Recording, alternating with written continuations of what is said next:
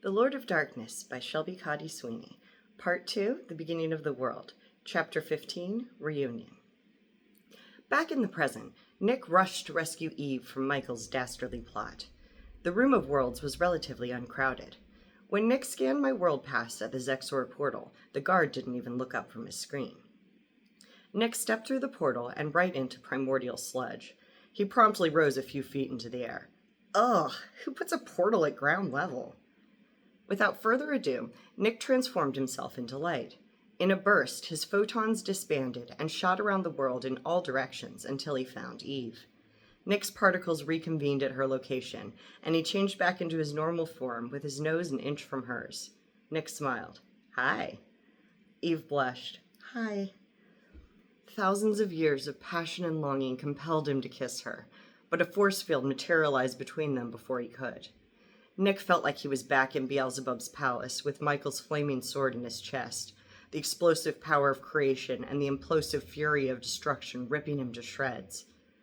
Eve exuded calmness. Now that Nick was here, she knew she was safe. He was her hunter, and her wild upbringing drew her to him like gravity.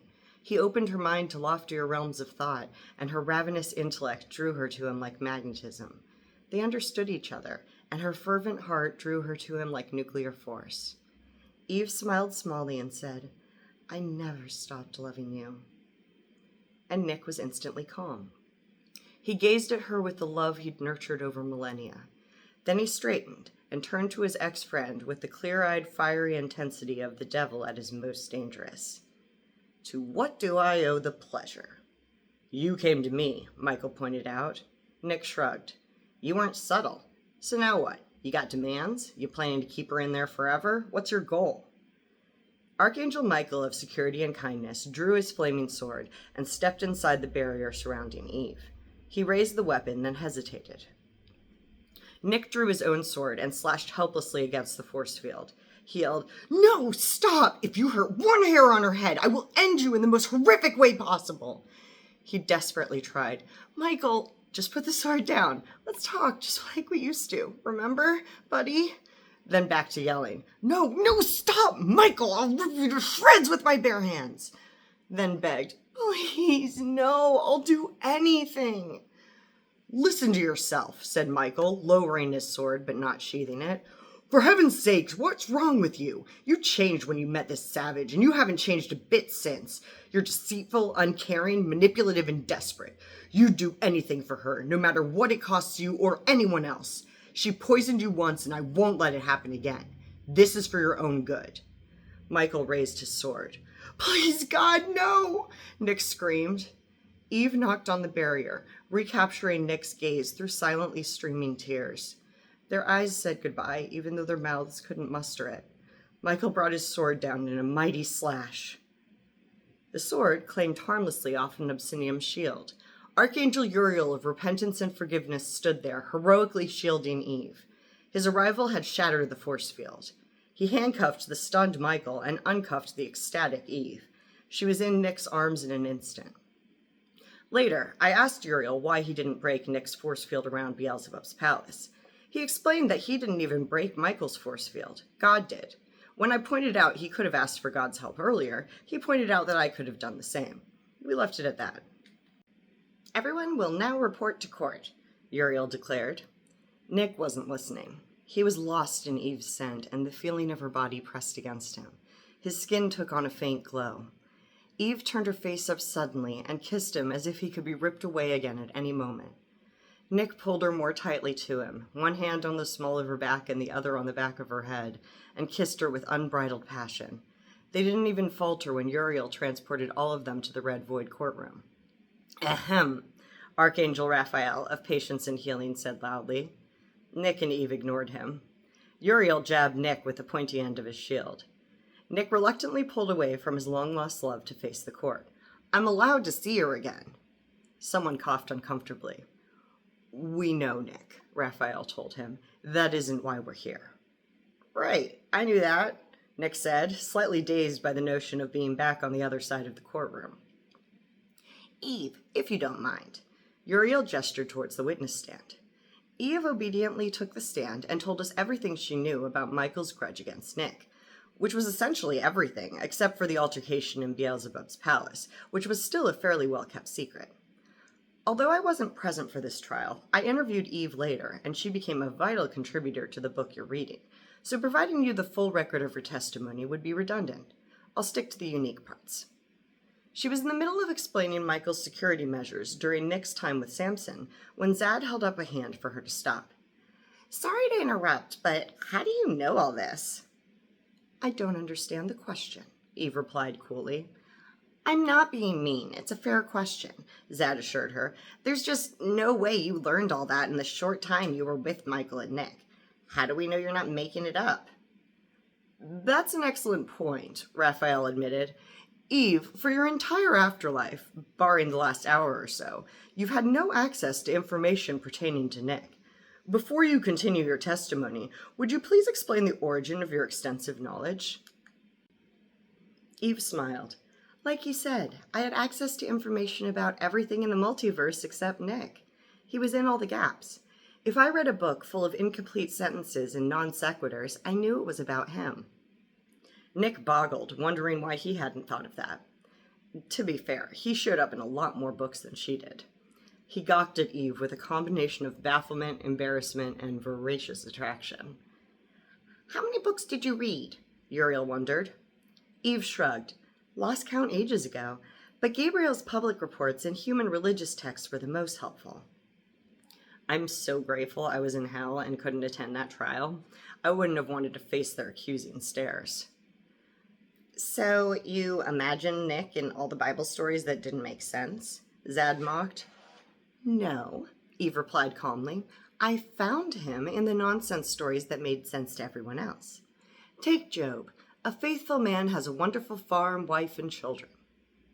After a moment, Archangel Jophi of Humility realized, "Oh, she's done talking."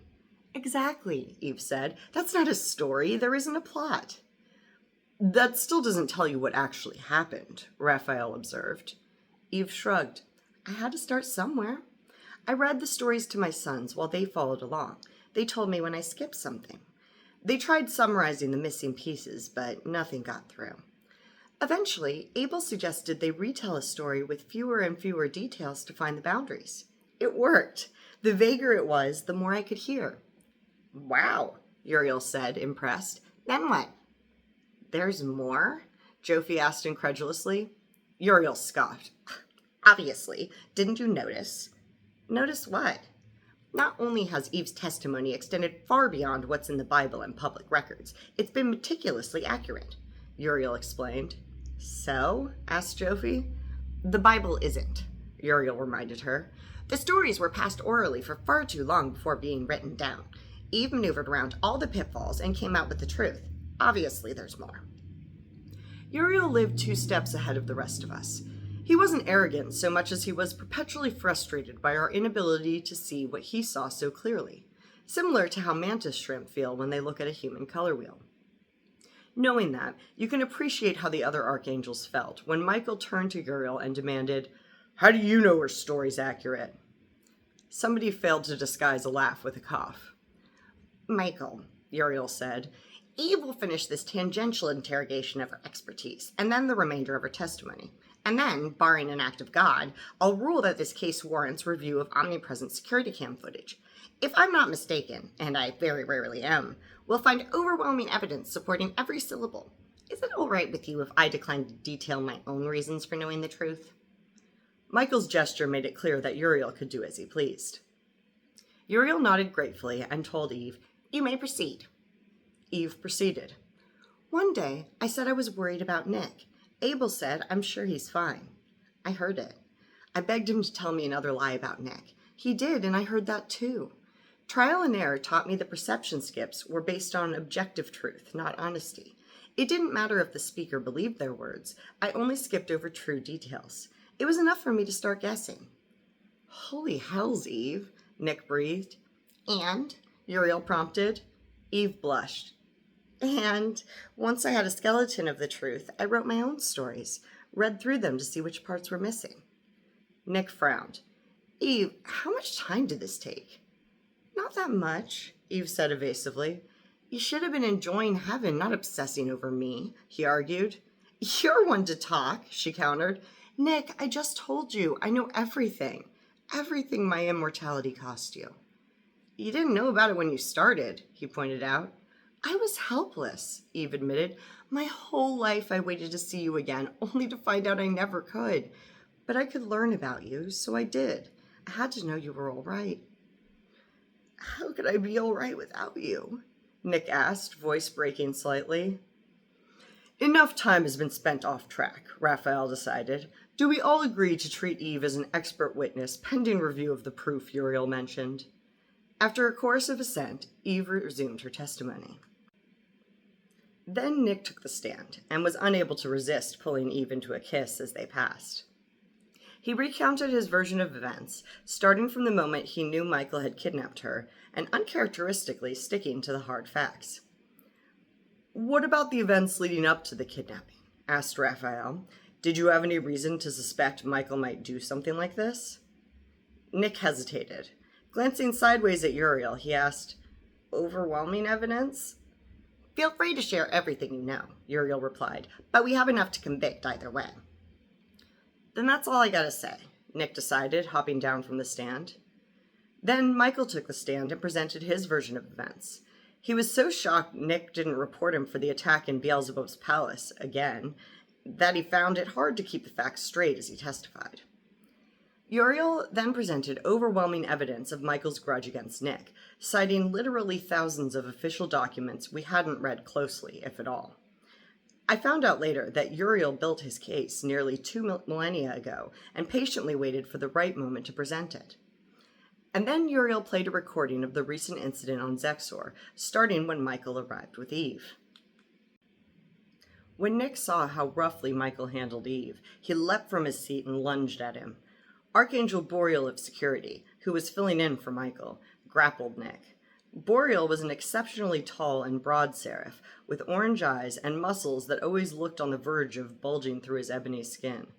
So when he wrapped his tree-trunk-sized arms around Nick, there was no point in resisting, but Nick resisted anyway. Although he didn't move, his shadow successfully charged forward and punched Michael in the face. Settle down, Boreal advised in a deep baritone. You win if you do nothing. Nick reluctantly stopped struggling and returned his shadow to its rightful place. Boreal released him. Uriel restarted the recording of Zexor. Nick's scowl deepened as he watched, but he didn't interrupt again. When the video concluded, Uriel asked Michael, Do you have any statements of repentance to recommend leniency? Michael nodded. I'm sorry for Jesus' birthday and for the more excessive Cosmos access restrictions, but I did the right thing today. Nick probably would have lashed out again if Eve weren't holding his hand. Michael was found guilty by unanimous vote. Raphael stood and cleared his throat. Additionally, I regret to inform you that this betrayal of trust and righteousness means that your time with us has come to an end. You are no longer welcome to continue your role as our Archangel of Security and Kindness. Michael was crushed. He looked several inches shorter as he trudged into the blue void for sentencing. As Nick watched his ex-friend leave, he felt a surprising twinge of sadness buried under the mountain of relief. God won't give him more than he can handle, Eve said. Nick opened his mouth to argue, then considered her words. Despite all the times he felt powerless, he ultimately made it through his assignments, so maybe he should trust that Michael would too. Nick shook the dark thoughts out of his head and smiled down at Eve. Wait for me a few more minutes? She laughed. Of course. Nick kissed the back of her hand lovingly. Then, in a breeze of shadows, he teleported to the other side of the room to block the exit. He let Boreal pass, but told the other archangels, Don't think you're getting off that easy. I got some questions for you. Nick, I hardly think this is the time and place, Raphael protested. I'll allow it, said Archangel Uriel of Repentance. And since the Archangel of Repentance reigned in the courtroom, they all followed his lead, even though the trial was over. Nick demanded, All those awful things Michael said to Eve on Zexor, was he saying shit like that this whole time? No one spoke a word, but their faces answered for them. Nick was deeply disappointed. How many times did you correct him? Again, the answer was implicit in the way they looked at him and failed to look at him. A Celestial nearly died today because of your negligence. Nick chastised. "You call yourselves archangels? You ought to be ashamed. Over 11,522 years, and none of you told me how bad it was. How dare you? I'm your brother, for hell's sake, and I thought we were friends again." "Sorry, Nick," mumbled Raphael, followed by the other archangels. "Apologize to her," Nick snarled. "Sorry, Eve," they chorused. "I forgive you," she said, surprising no one. "Me too," Nick decided, surprising everyone, including himself. "But this better be the last time I gotta say all that." Stepping aside to unblock the door, he added, "Thanks for your help today." Nick caught Uriel's arm as the other archangels shuffled quickly out of the courtroom. Uriel waited patiently while Nick struggled to form words. He wanted to thank the cherub for rescuing the love of his life, for bringing justice to her would-be murderer and Nick's longtime tormentor, for treating Eve as an intellectual peer, for those nice things he said about him before the apocalypse vote, for so many things. It was too much. Any words Nick thought of were utterly insufficient. Without warning, he embraced Uriel tightly. Uriel grinned. "You're welcome." Nick released him from the hug, and Uriel waved goodbye to Eve before striding out the door. When it closed behind him, Nick spun around and faced Eve with a wide smile. He swept her up in his arms. "Thanks for waiting. Your place or mine?" "I'd love to see yours," Eve replied excitedly. With a grin, Nick folded them into the shadows and out into his office in hell. "Ooh!" exclaimed Eve, hopping down from his arms to run and examine an alien artifact in the corner. Nick laughed, reveling in her delight. "Musical instrument from Gaia." "And this?" Nick listed each item she pointed at. "Ceremonial relic for the three-moon prayer on Yitravakor. That's a victory emblem from Rabador 6. That one's a popular children's toy on Trubius. That's... Careful, that one bites." Eve quickly drew her hand back from the strange quivering orb. Batting her long lashes, she asked, "So, do you have a bed?" Nick covered a mock gasp. "How primitive!" Eve hit him playfully. Nick lifted her up and she wrapped her legs around him. Pressing his lips against hers, he fell with her onto the bed that instantly replaced his desk. He hesitated. "What's wrong?" Eve asked. "Nothing," Nick realized with a laugh. "For the first time in a long time, nothing's wrong. It doesn't feel real." "It's real," Eve assured him, kissing his fingertips lightly. "I'm inexorably in love with you," Nick told her. "I'm billions of years old and got relationships older than galaxies, but it's you. You changed my life in the blink of an eye. Not because of my penance, because of you. Your soul's the most beautiful thing I ever saw. The day we met, I couldn't take my eyes off you. And then you looked right at me and a part of me knew." "I'm inexorably in love with you too," Eve told him. "Why?" Nick needed to know. "Why?" she repeated, bewildered. "I heard you in that courtroom," he reminded her. "You know everything." "Me. You know me." Eve laughed. "That's why I love you." "Holy hells," Nick breathed. "You gotta elaborate at some point, but first I gotta kiss you." And he kissed her, deeply, heart-achingly, passionately. She pulled off his shirt and touched his chest, and Nick tried not to tremble. He kissed her neck, intoxicated by her scent. His hands explored her body with increasing confidence. He'd never wanted anything as much as he wanted her, and now, after all this time, it suddenly seemed unbelievably easy. "Can I?" Nick asked, tugging gently at her dress. "Please," Eve answered. "I've wanted you all my lives. I thought about you on my wedding night and every other time. So, yes, please, Nick. I've waited so long already." She bit her lip, then mouthed, "Please." "Holy hells, don't beg. You're driving me wild enough as it is," Nick pleaded. He slid off her dress, revealing her fig leaf lingerie, which would have made him laugh if he knew the reference. Nick bit his fist and took several deep breaths. "Sorry, it's been a real long time, and you're real beautiful, and It's all right," Eve assured him softly. "It's been a long time for me, too. We have the rest of eternity to get it right." Nick felt strong and weak all at once. He willed away the rest of their clothes and pressed into her slowly. Eve drew in a little gasp and let out a small cooing moan. A warm jolt of pleasure coursed through Nick, and his higher senses were swept away by all-encompassing desire.